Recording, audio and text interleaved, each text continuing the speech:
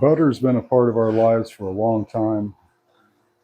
Today you can go to the store and get it in a box like this. I'm intentionally covering the company name. They don't sponsor us. And it comes in a stick like this. Has little measurement markings on the side. Makes it pretty convenient. When we buy unsalted butter, I like to control the salt that's going in. If this isn't how it was done 100 years ago, the thing I found with butter is it can sit on the counter for a long time. Now, salted butter has the salt acts as a preservative, um, but it still shouldn't sit on the counter and last a long time. Uh, the ingredients on this says pasteurized cream and natural flavor, contains milk. A company, I'm not going to say their name, but a company had to recall 80,000 pounds of butter because the box didn't say contains milk. Who doesn't know that it contains milk? It's made from milk. Um, it's just weird things that happen now. Well, today we're going to talk about how butter was made 100 years ago. So let's get into that.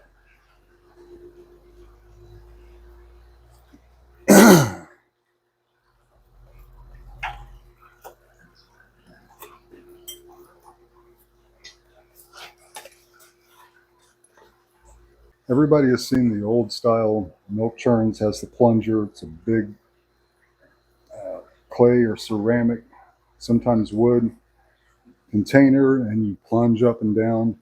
My grandmother had one. Here's a picture of her. Um, and I got to use it when I was a kid. It's not as much fun as you think. But basically, it's called dashing. Uh, the heavy cream comes off the top of fresh milk, and you're trying to get the water out of it. And it starts creating a ball. Well, in the early 1900s, hand crank butter churns are made, and this is one of them. This was made by the Daizy company.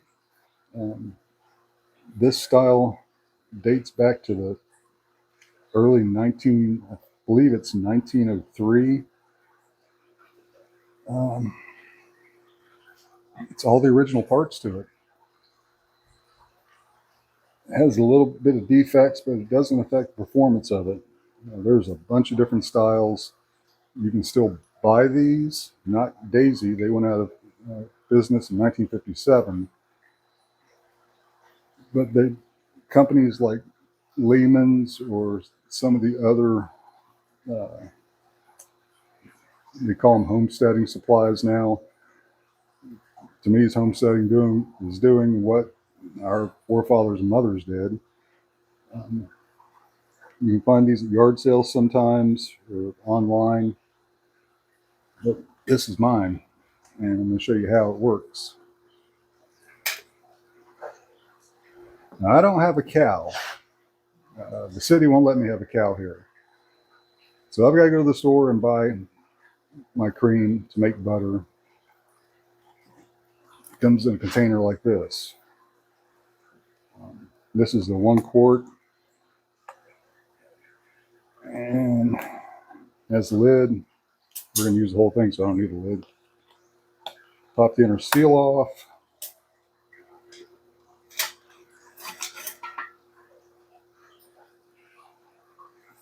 Before I pour this in, this is a wooden dasher. It's probably made of maple or beech. I wax mine. That way it keeps all the milk and crud out of it. It makes it a whole lot easier to clean. This is coated in beeswax. And it's a simple operation. It's got a gear up here and a gear here, and spins the dasher. You want your heavy cream at room temperature.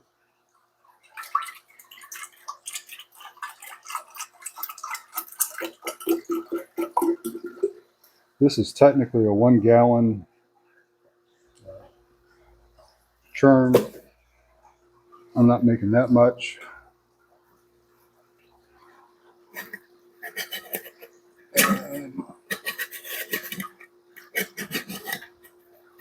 I get the lid on here. Hold on a second.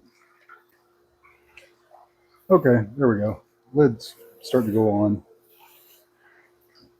I said this was made right around 1903 to 1910.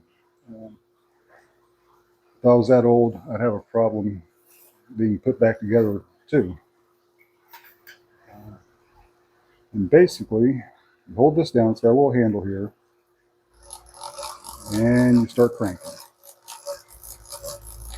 and cranking it. You can go reverse. I do that a little bit later on.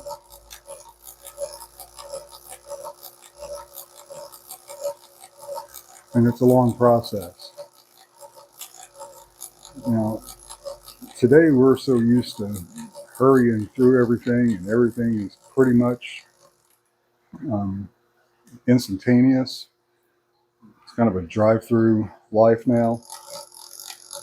But on the farm, there really wasn't a whole lot to do. And food was the most important thing besides shelter and staying warm. Here in Florida, we don't have to worry about staying warm.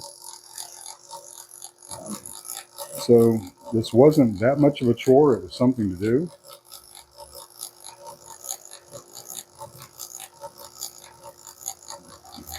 And you keep cranking. What's happening is those dashers, the beaters inside, are breaking down the milk fat and releasing any water that's in there. Remember, cows pretty much grain, grass, wheat, and water. That's their diet. So that's what comes out in their milk.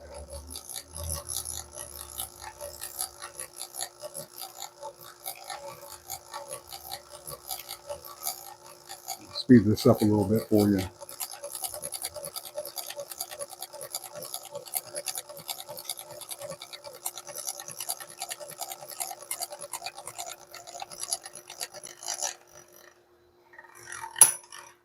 Okay, it's starting to get thick.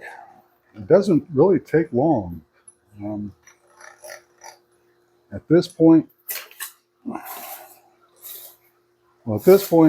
got a couple options. You see how thick it's getting?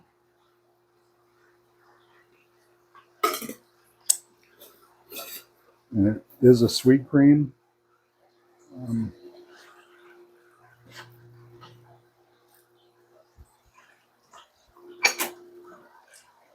I add just a pinch of salt at this point. This is sea salt. Just a pinch.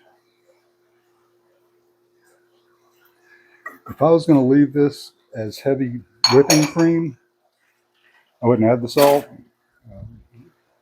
If that was my whole intent, was to make a whipping cream, I would probably add a little confection of sugar, even though this is a sweet cream.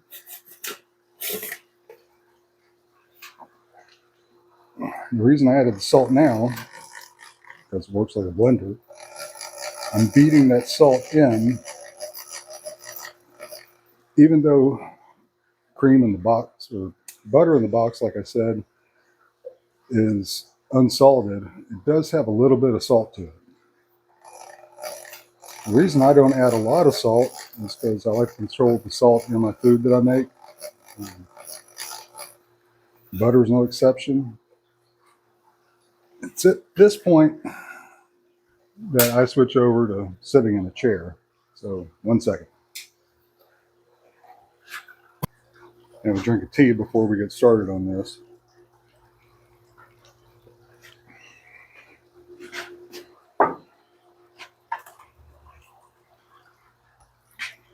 You want to keep the cream warm. If it's really cold, it won't separate right and it becomes really hard. Just the heat off of my thighs will keep it warm. And it's a whole lot more comfortable to sit and do this.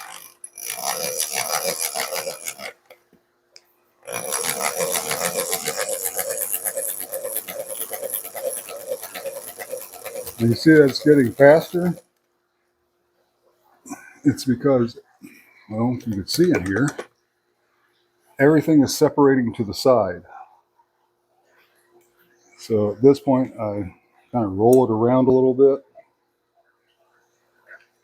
get everything going back to the middle, and start again. So dropping it to the sides, I'll do it a few times like this. It's starting to get hard again. Backwards, separate it out again.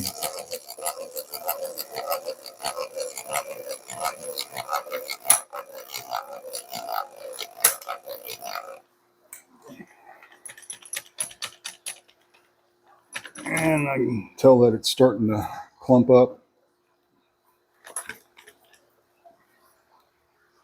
You'll see that the side looks like it's milky. You know, it is. And that becomes another product that you get out of this compared to the box.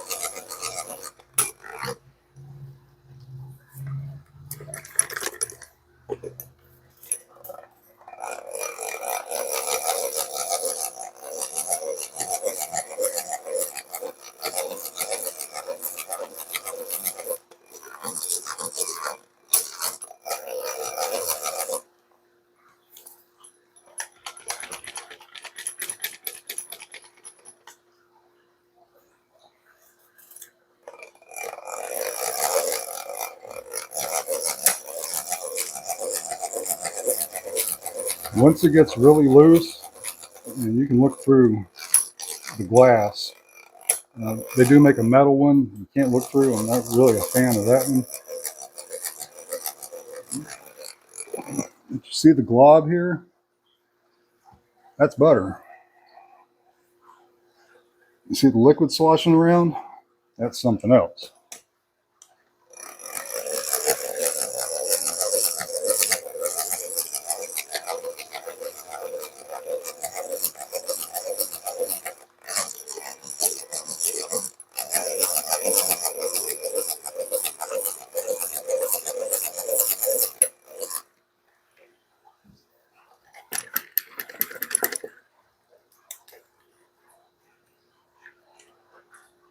And I think it's done.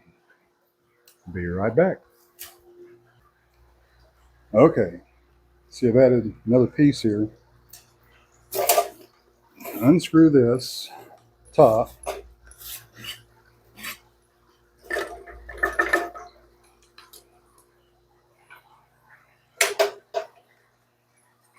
Actually, get this out of here.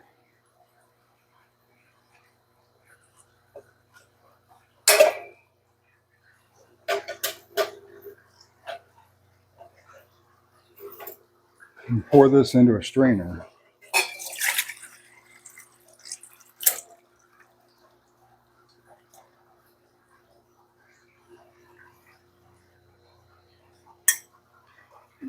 Today I'm using a modern spatula.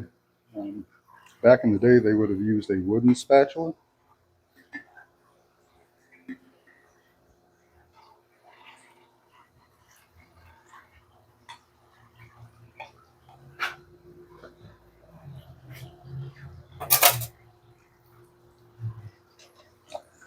You want to mix around or mash down. Not really hard because it'll come out of the colander holes. You're trying to get a bunch of this moisture out.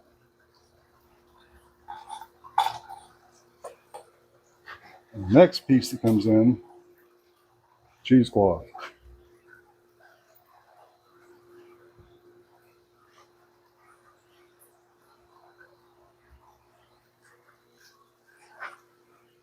It's not just for cheese. Scoop out butter.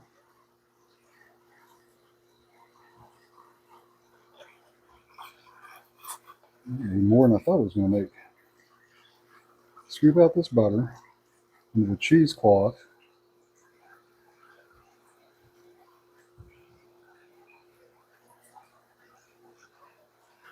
You can get whiter cheesecloth.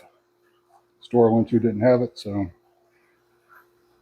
as our forefathers and mothers did, make do.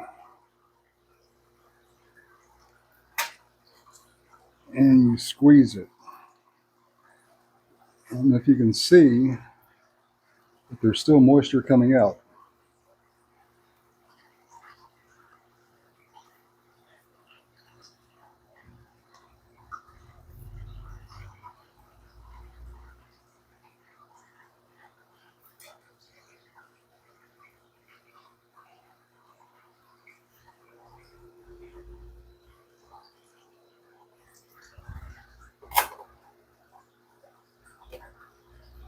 This is the next step.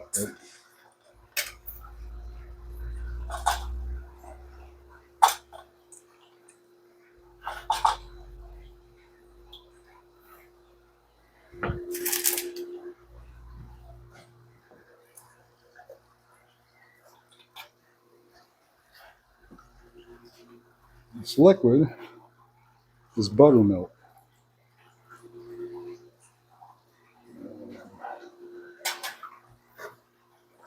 Because I'm going to be cooking here pretty soon,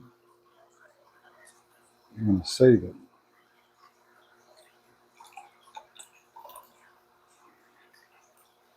There's a whole lot more in here than I thought there was going to be. Anyway, that's buttermilk. Probably got about a quart of it in there. No, not even a quart. Pint. But the idea now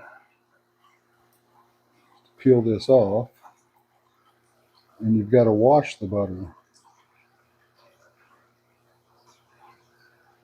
I get stuck to the cheesecloth, so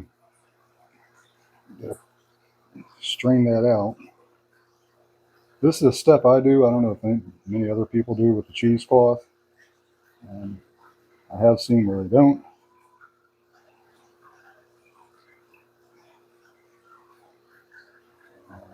I think it makes it easier.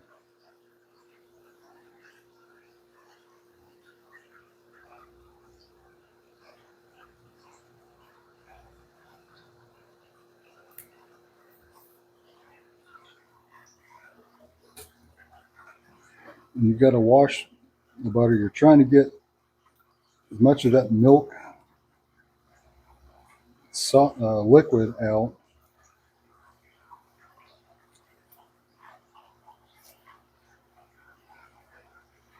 as you can, because that makes it last longer.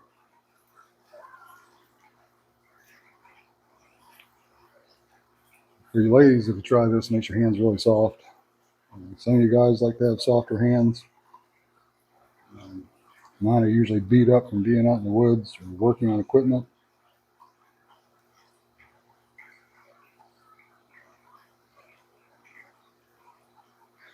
And yes, I washed my hands before I did this.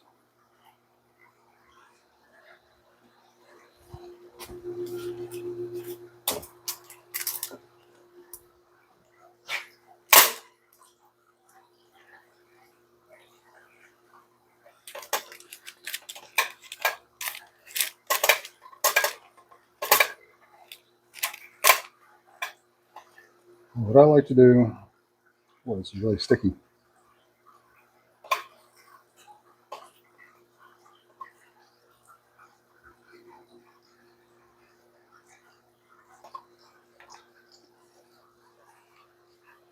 is put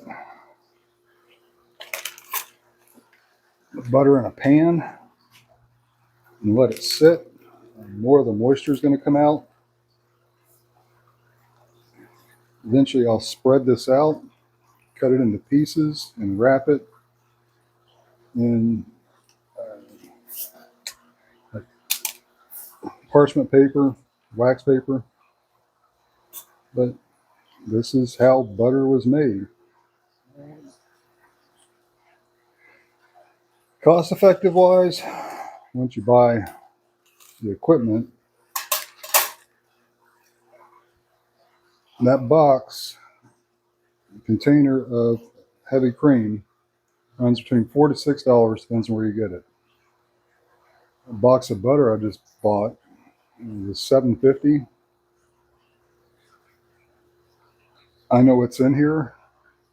I don't know what's in the box. This tastes a whole lot better. You can freeze it. If you don't use it all, you can take it and put herbs and whatever else you want to in it and make a flavored butter. Um, I'm going to be baking bread later, and this is perfect on it. There you go. That's how butter was made. Clean up simple. Just wash this in hot water. Oil the pieces that need to be oiled. I usually use lard on it. And that's how long it takes. For a fun side, how long it actually takes is the whole song of Freebird by Leonard Skinner. Listen to the extended version. That's how long it takes to make butter. So there you go. It's PZ, Kings Road Historic District, and Flagler County Historic Society. I need to go bake some bread, maybe some cornbread, and fresh butter. Y'all enjoy.